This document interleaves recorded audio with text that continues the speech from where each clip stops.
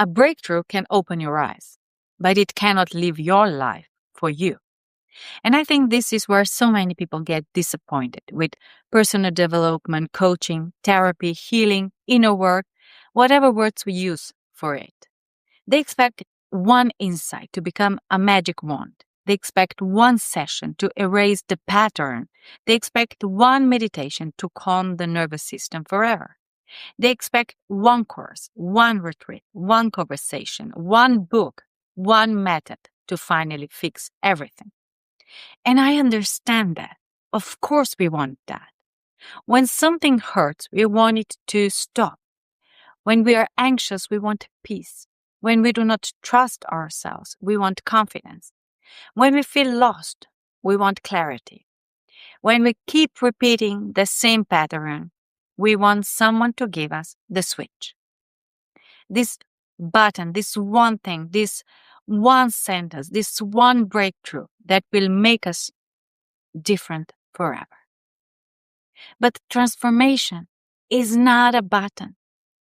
It never is. It never was. And I think we need to be really straight about that, because so much of the personal development world sells people the opposite. 5 days to become a new version of you. One method to heal everything. One session and your whole life changes. One breakthrough and you are finally free. It sounds exciting. It sounds beautiful. It sounds like relief. But it creates a very dangerous expectation. It is frankly irresponsible when coaches or programs promise an overnight fix or a complete lifestyle transformation in 5 days. Because when your life doesn't magically change after that deadline, you don't just get disappointed. You assume the work is a scam. Or worse, you assume you are uniquely broken. You think it worked for everyone else in 5 days. So what is wrong with me? But nothing is wrong with you. You were just sold the wrong idea of what transformation actually is. Real transformation is not a hype. It's not a performance. It's not a moment where you suddenly become someone who never gets triggered again. Real transformation is practice, repetition, awareness, returning, choosing again and again and again, even when it's boring, even when it feels uncomfortable, even when you already had the insight and still find yourself reacting from the old pattern. And that does not mean you failed. That means you are human. I remember when I first started this deeper personal development journey. I went to a coach, and in that first session, I had insights immediately. It was like someone would turn on the light in a room I had been walking through in the dark. I could see things I had not seen before. I saw how much I was trying to control. I saw how my lack of self-trust was showing up in my life. And at that time, I was in a relationship after my marriage had already ended. And in that session, I realized something that shook me. I had chosen a partner who was deepening the exact things I needed to heal. My lack of self-trust, my feeling of not being worthy enough, my insecurity. And that was painful to see. Because I had always thought I had this part under control. I had always seen myself as a confident person, strong, capable, someone who could think clearly, someone who could handle things. But then suddenly I could see how insecurity had quietly been making choices for me, how fear had been involved, how the need to feel chosen, safe, wanted, or enough had led me into something that was not right for me. And that kind of insight can feel like a bubble popping. You cannot unsee it. You suddenly see your life from a different angle. You see how the pattern is not only in one situation, it is in many small moments, in how you think, how you choose, how you react, how you explain things to yourself, how you tolerate what does not feel right, how you try to control what you do not trust. And that first session was important, very important. But it did not change my whole life in 1 hour. It changed what I could see. And after that, I had to work with what I saw. I had a few more sessions in relatively short time. Then I paused. I read, meditated, I spent time in silence. I started paying attention to myself differently. I had to practice self trust, not just understanding that I lacked it. I had to practice feeling safe, not just talk about safety. I had to practice worth, not just realize where I was abandoning it. And I still do, because this is not something where you say, okay, I had the insight, I'm done now. It does not work like that. There are layers. You see one thing and you work on it. Then another layer appears. You think you're finished with control, and then life gives you a new situation where control shows up in a more subtle way. You think you have learned self trust, and then you have to make a decision that brings all the old doubt back. You think you have healed the fear of not being enough, and then something happens. Someone says something, or life changes, and suddenly, there it is again. Not because you are back at the beginning, but because a new layer is ready to be seen. And that is why personal development is not a one-time event. It's more like training. Nobody becomes an athlete from one practice, right? Nobody goes to the gym once and says, why don't I have the muscles yet? Nobody trains one time and expects to win a medal. We understand that with the body. We understand that strength takes repetitions. We understand that skill takes time. We understand that you need the right exercises, consistency, support, rest, correction, practice, and patience. But somehow, when it comes to confidence, self trust, nervous system regulation, emotional patterns, trauma, relationships, boundaries, or inner peace, we expect one insight to do the whole job. It's crazy when you really think about it. My daughter is such a beautiful example of this. She practiced handball for years, 8 or 9 years. Then last year, she switched sports and started athletics. And inside athletics, she found high jump. At her first competition in this new discipline, only a few months ago, she could not even qualify. And that could have been the story. I'm not good at this. This is not for me. I failed. I should stop.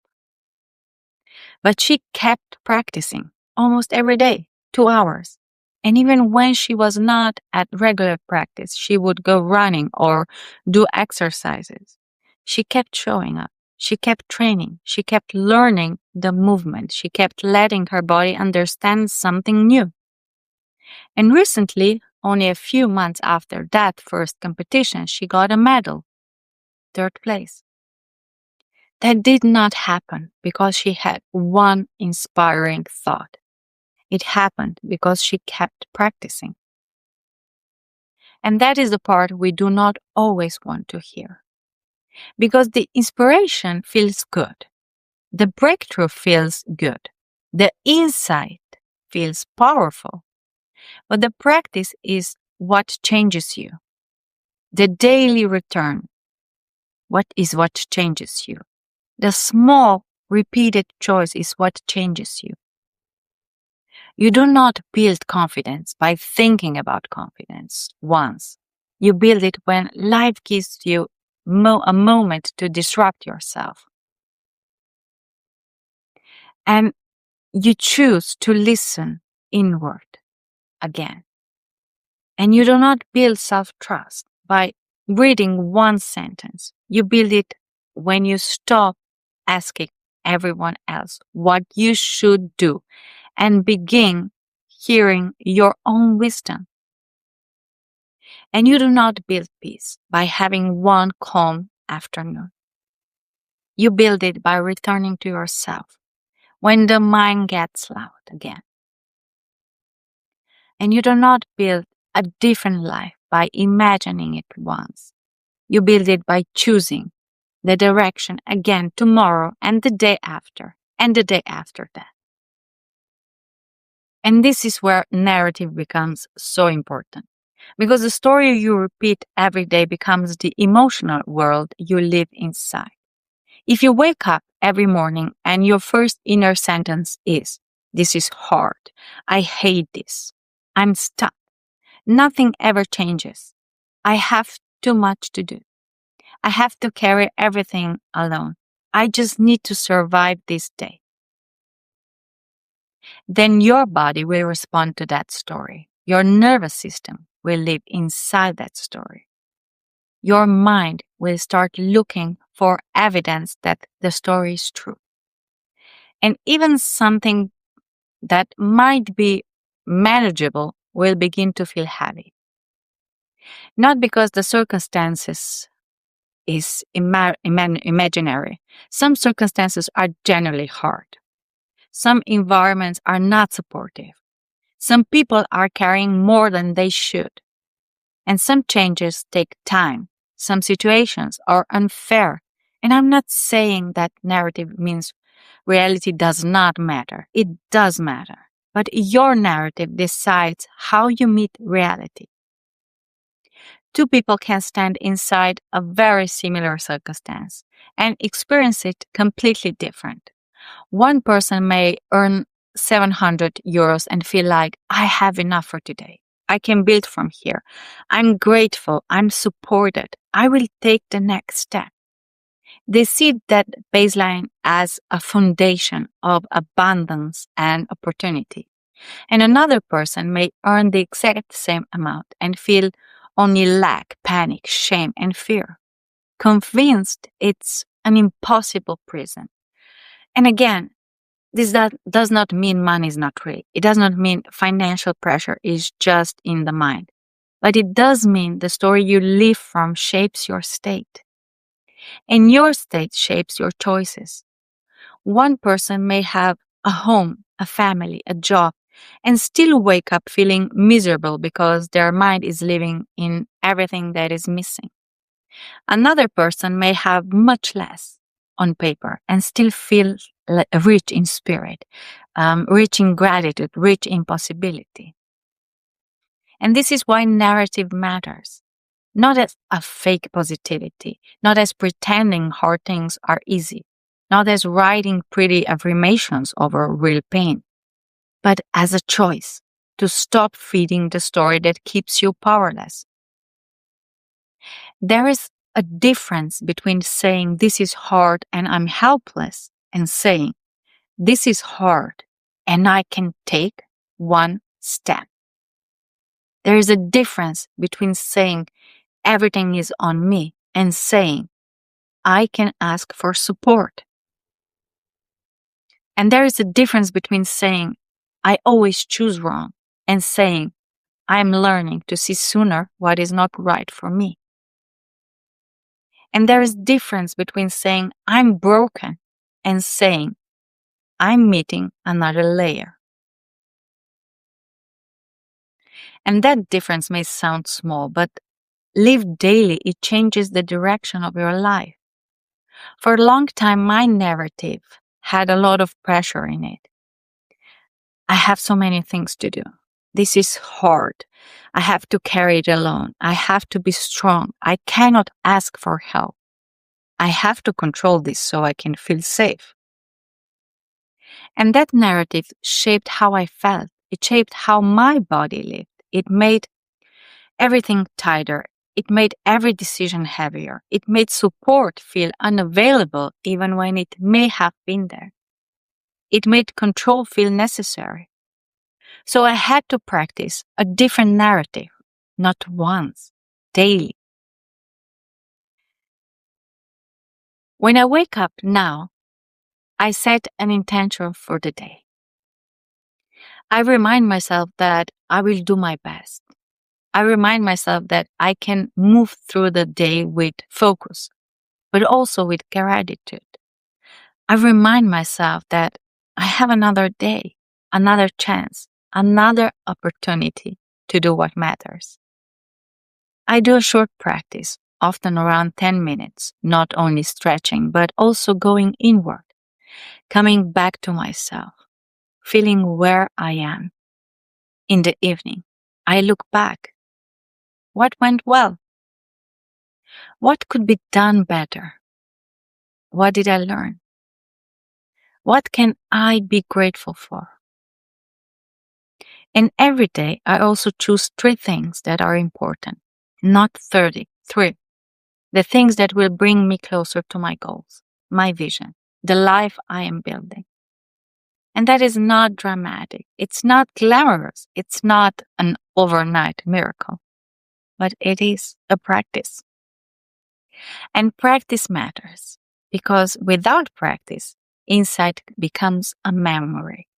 You may remember what you understood, but you don't actually live it. And this is where so many people get stuck. They have a great idea. They have a vision. They want to start a business, change their life, heal a pattern, create something meaningful, and maybe they even start for a few weeks. It's exciting. Then it becomes work. Then it becomes repetition. Then it becomes uncomfortable. Then it requires consistency. And many people stop. They say, it is on pause. I will come back to it. It didn't work. I don't know when I will start again. But you cannot build a new life with occasional commitment. You cannot create a business by showing up only when you feel inspired. You cannot build self-trust by listening to yourself only when it's easy. You cannot change your narrative by repeating the old one most of the day and then hoping one positive sentence will undo it. Persistence is not glamorous, but it is powerful, and I think we often underestimate that. We think transformation should feel exciting, sometimes it does, but often transformation looks very ordinary. It looks like choosing not to send a message from fear. It looks like noticing the old thought and not obeying it. It looks like going for a walk instead of spiraling. It looks like asking for help. It looks like saying no. It looks like setting the intention again tomorrow. It looks like doing the practice even when nobody claps. And it looks like choosing the next right step when you would rather disappear into the old pattern. That is where real change happens. Not in the moment you understand something, but in the moment you live differently because of what you understood. And yes, life will trigger you. It will. That does not mean you failed. It means life is showing you where the practice still matters. And maybe you thought you had worked through self-trust and then you meet a situation where you almost abandoned yourself again. Maybe you thought you had changed your relationship patterns and then you feel attraction toward the same kind of person who once made you feel small. Maybe you thought you were finished with overthinking and then one uncertain situation makes your mind run 10 different horror movies. And maybe you thought you were confident and then one comment makes you doubt yourself. That does not mean nothing changed. It means you are being invited to respond differently this time. Maybe you notice sooner. Maybe you stop faster. Maybe You choose differently. Maybe you ask better questions. Maybe you do not repeat the same mistake. That is growth, not perfection. Calibration.